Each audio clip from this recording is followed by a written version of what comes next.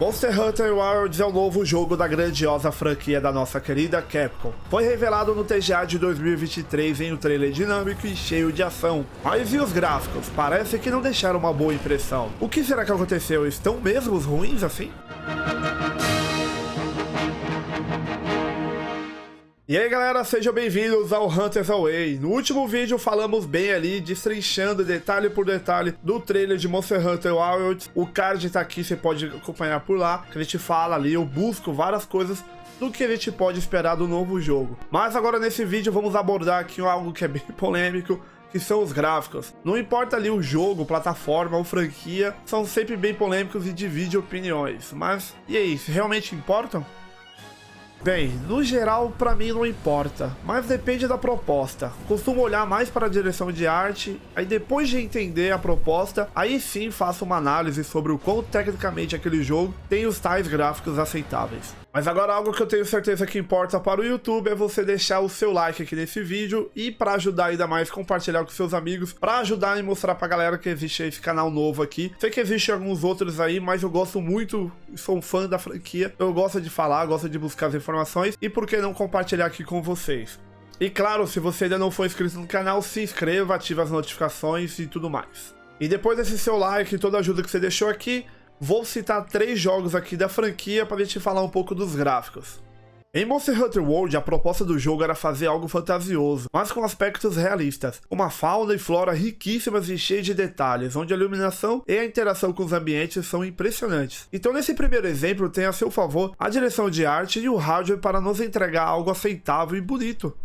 Tivemos também o Monster Hunter Stories 2, com uma proposta de estilo artístico mais para o lado dos animes e mangás. Já nesse exemplo vemos que ele entrega uma proposta bem diferente, né? Mas tão bonita quanto a proposta de Monster Hunter World. Já em Monster Hunter Rise, o limite técnico veio primeiro, fazendo a direção artística e gráfica se adaptarem a ele. Então dá para entender que teremos menos texturas, menos trabalho de luz e sombras, fora as quedas de FPS.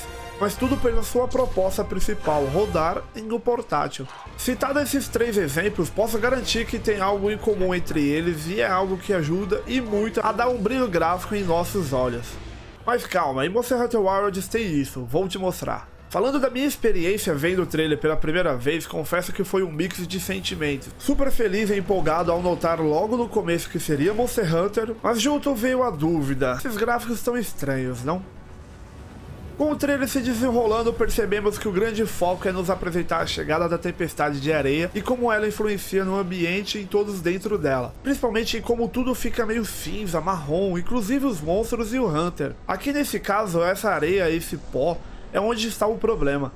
Ela tirou o cor da cena. Sem saturação, muita coisa se perde no nosso olhar. Dá aquela esfriada nas sensações. Pode-se notar que em muitos filmes de fantasia são as cores vibrantes que ajudam a dar um tom de beleza a mais em qualquer mundo e passar uma sensação deslumbrante. Isso é o que vemos muito nos 3 jogos que trouxe como exemplo ali atrás. Nos seus trailers e nos jogos em si tem muita cor, é tudo muito vivo. Mas aí vem a proposta do próximo jogo já rodar na próxima geração, porque não tem gráficos tão bons e mais impressionantes quanto tivemos no trailer de Monster Hunter World. Para acalmá-los, em Monster Hunter Wilds temos essa forte vibração de cores, mas ali no final do trailer. E olhando em detalhe cada trecho dessa cena, vemos que está lá. Todo o cuidado com as texturas, sombras, animações e principalmente o ótimo uso das cores, buscando aquele brilho nos nossos olhos, junto com a revelação do mundo e do nome do jogo. Então acredito que não é que o gráfico esteja ruim, mas sim a escolha de mostrar nesses trechos iniciais as novidades que o novo hardware poderá nos proporcionar, como a alta densidade de monstros na tela, a mudança dinâmica do clima, além dessa areia que suja tudo à sua volta. Bom, eu fiz esse vídeo porque eu vi muita gente comentando sobre os gráficos nas outras redes sociais e até mesmo aqui nos comentários do último vídeo. Mas eu acho que podemos ficar tranquilos que acredito que os próximos vídeos vão focar um pouco mais nessa fauna, trazendo mais cor, que é bem marcante da série.